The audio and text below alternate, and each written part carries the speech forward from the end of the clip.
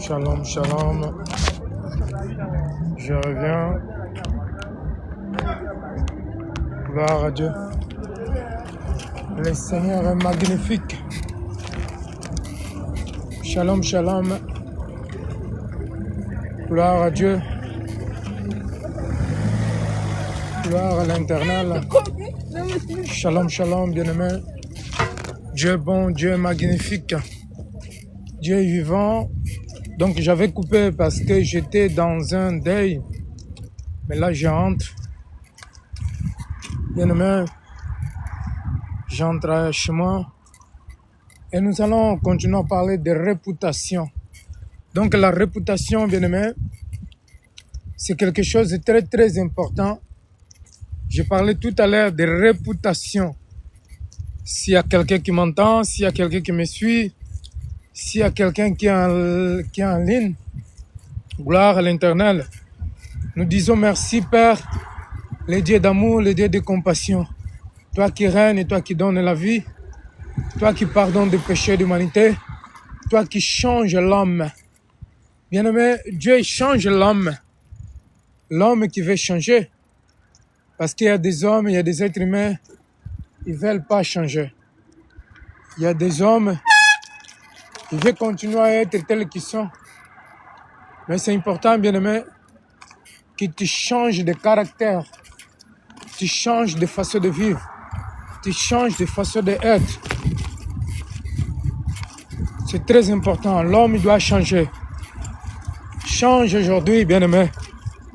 Laisse ta mentalité pourrie, laisse ta mentalité, bien-aimé, de vieilles âmes.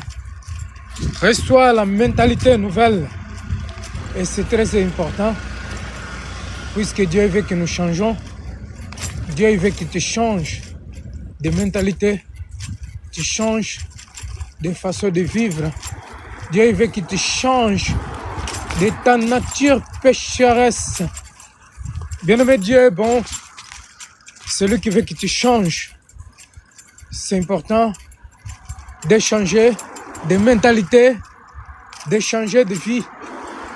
Comme la Bible dit, changer de mentalité. Bien-aimé, changer de vie, changer de direction, métanoïa. C'est très important. Puisque, bien-aimé, la nature de l'homme, c'est une nature pécheresse. C'est bien de recevoir la nature de Dieu.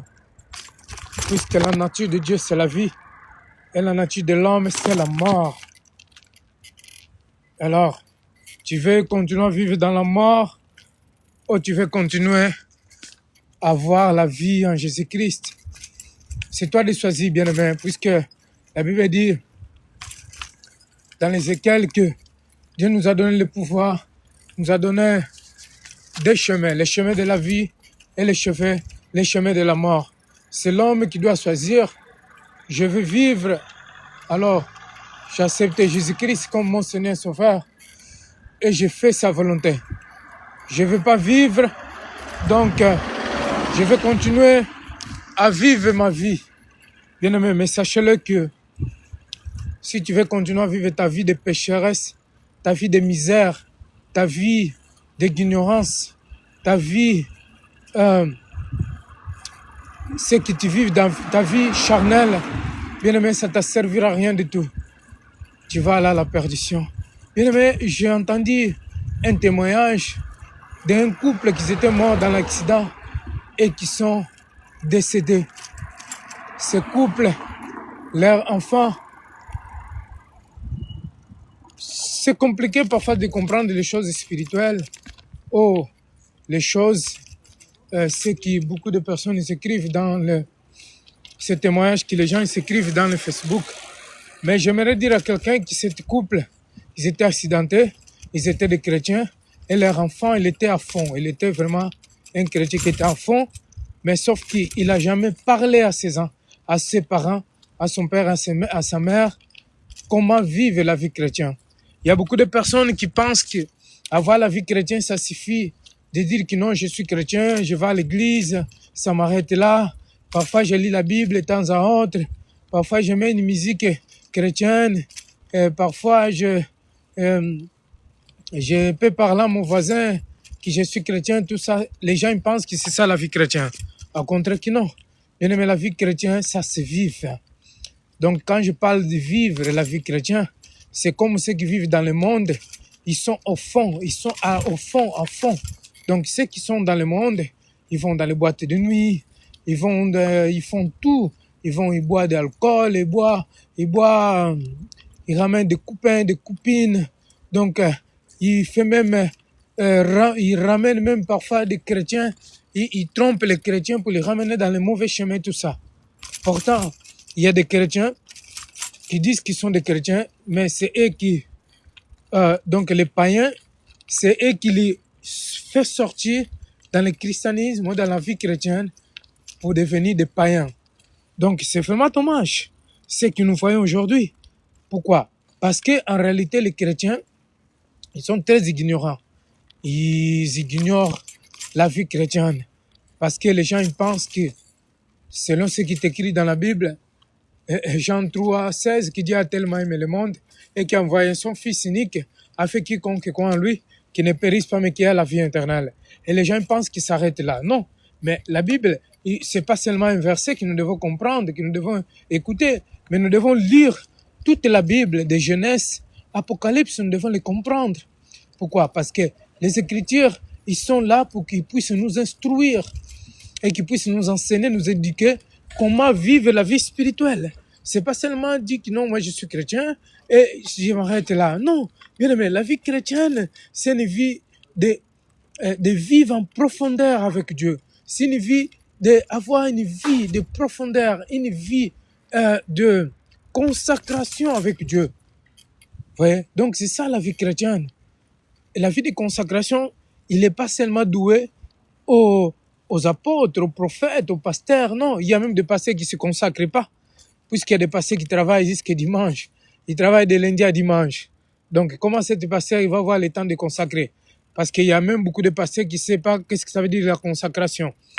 Parce qu'il y en a qui pensent que la consacration, c'est quand je suis pasteur. Non, ça n'a rien à voir. Hein? Faut pas se confondre la consacration et le titre, le ministère pastoral et la consacration et aussi la vie de s'écarter, vivre que pour Dieu. Hein? Une chose, ça n'a rien à voir avec l'autre. C'est pas parce que si je suis apôtre, je vis la vie de consacration. Par contre, la vie de consacration, c'est autre chose. Être apôtre, c'est autre chose. Si je suis apôtre, donc ma vie de consacration, alors il doit se concéder avec le ministère de l'apostolat. Parce que si je suis en tant qu'apôtre ou prophète, je ne me consacre pas. Mais comment je peux dire que non, j'ai un ministère? Parce que dans le ministère, bien aimé, qui est servir Dieu, lorsque je sers Dieu, je me consacre à Dieu. La consécration, c'est se donner à Dieu. La consécration, c'est donner sa vie à Dieu pour que Dieu fasse ce qu'il veut. C'est pas comme nous travaillons aujourd'hui. Comme je disais, il y a des prophètes et des apôtres, des pasteurs ici en Europe, ils travaillent 24 sur 24 heures. Et il dit que moi, je vis aussi la vie de consacration. Déjà, lorsque nous travaillons, c'est pas une vie de consacration, bien aimé. Parce que lorsque nous travaillons, bien aimé, il y a beaucoup de distractions, il y a beaucoup de choses. On n'arrive vraiment pas à se consacrer en tant que des enfants de Dieu. Donc, vraiment que Dieu nous aide. Que Dieu vraiment nous aide pour que nous vivons une vie de consacration. Parce que c'est ça que Dieu veut. Une vie de paix, une vie de purification, une vie de sanctification. C'est ça que Dieu veut, que nous vivons la vie de sanctification. Une vie de profondeur avec Dieu. Parce que nous ne vivons pas une vie de profondeur avec Dieu. Nous ne lisons pas assez la Bible. Et nous ne connaissons pas assez la Bible. Bien aimé, lorsque quelqu'un connaît la Bible, donc il mange la Bible de Genèse, Apocalypse, donc il est dans notre tête en fait. Bonsoir maman. Vous allez bien? Oui, ça va, merci. Donc c'est ça la vie de consacration. C'est une vie vraiment de s'écarter du monde, de s'écarter des choses du monde et de vivre que pour Dieu. Bien aimé, moi j'aimerais aller vivre dans une forêt s'il n'y avait pas le ministère d'évangélisation, si vous voulez, en tant qu'apôtre, prophète, j'aimerais aller vivre avec les animaux. Comme ça, je me consacre bien. Vous voyez? Donc, vivre avec les animaux et méditer la parole de Dieu 24 sur 24 heures et s'écarter du monde, s'écarter des choses du monde. J'aimerais vous laisser, bien-aimés, parce que je arrive chez moi. Donc, j'aimerais vous souhaiter vraiment une bonne soirée. Et nous allons continuer demain si Dieu le veut. Je dis c'est Dieu le veut parce que j'ai plusieurs thèmes et je prêche pas selon ce que je veux, mais je prêche selon ce que Dieu veut, bien-aimé. Donc, je vais vous laisser tout à l'heure, mais je suis encore là. Je mets mon vélo dans le cave et après, bien-aimé, je vous laisserai. Donc, comme je disais, c'est très important de comprendre la vie. La vie que nous vivons, c'est pas la nôtre. Parce que la vie que Dieu veut que nous vivons, bien aimé, c'est ça que nous ne vivons pas. Comme Paul le dit. Oui. Donc, ce que je veux, c'est pas ce que je vis. Je veux faire le bien, mais je n'arrive pas à le faire. Mais le mal que je veux pas, c'est ça que je fais. Bien aimé, parce que c'est la chair. La chair lutte contre l'esprit. La chair lutte contre l'esprit, bien aimé. Et il y en a beaucoup de personnes qui interprètent mal ces versets. Ils pensent que non, comme Paul il disait ça, donc Paul vivait dans le péché, il vivait dans la chair. C'est pas ça que Paul voulait dire. C'est pas parce que Paul vivait dans le péché. Non, mais parce que Paul, il avait la chair. Et Paul voulait que vivre dans la sainteté. Il voulait que faire du bien. Mais à cause de la chair, donc il pouvait pas vraiment faire du bien.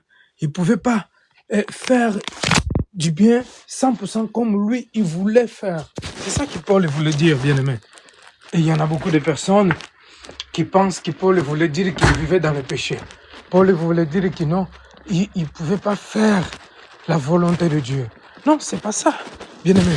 Paul, il ne voulait pas dire qu'il voulait pas, il pouvait pas faire la volonté de Dieu. Oh, il n'arrivait pas à faire la volonté de Dieu. Parce que Paul, il vivait que dans la consacration. Et aujourd'hui, les enfants de Dieu ne vivent pas la vie de consacration, mais ils vivent la vie, bien-aimé, des péchés, la vie des péchés. Et c'est vraiment dommage, lorsque nous vivons la vie des péchés, lorsque nous vivons une vie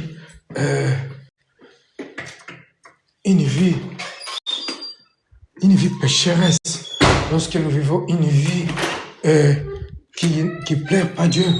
C'est vraiment très dommage, bien-aimé. C'est très, très dommage.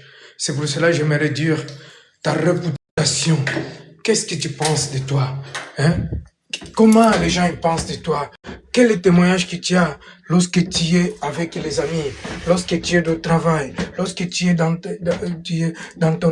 maison, tes enfants, ta famille, tes voisins, tes voisines, qu'est-ce qu'ils pensent de toi? Qu'est-ce que le monde pense de toi, bien-aimé? C'est ça la réputation. La réputation, les bonnes images. Je vais vous laisser, bien-aimés, puisque peut-être ma famille est en train de dormir. Que la paix, la grâce de Dieu soit avec vous. On se retrouve demain. Soyez vraiment abondamment bénis. Et je vous dis que la paix, la grâce de Dieu soit avec vous, bien-aimés. Je vous aime beaucoup. Je vous aime et soyez en paix. Que le sang de Jésus-Christ vous purifie, vous lave. Soyez purifiés, soyez sanctifiés par le sang de Jésus. Soyez protégés par le sang de l'agneau. Le sang de Jésus-Christ qui a coulé sur la croix.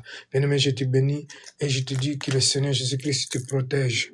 Dieu est bon, Dieu est merveilleux. C'est lui qui règne, c'est lui qui donne la vie, qui pardonne les péchés de l'humanité. C'est lui qui nous aime, que le Seigneur nous change notre image, change notre façon de vivre, notre façon de penser, que Dieu change notre façon d'agir, que Dieu change notre mentalité, que Dieu change ta réputation. Soyez bénis, bien-aimés. Je vous laisse, donc que la paix de Dieu soit avec vous. Soyez bénis. Et on se dit demain matin à 8h, 8h10. Soyez bénis.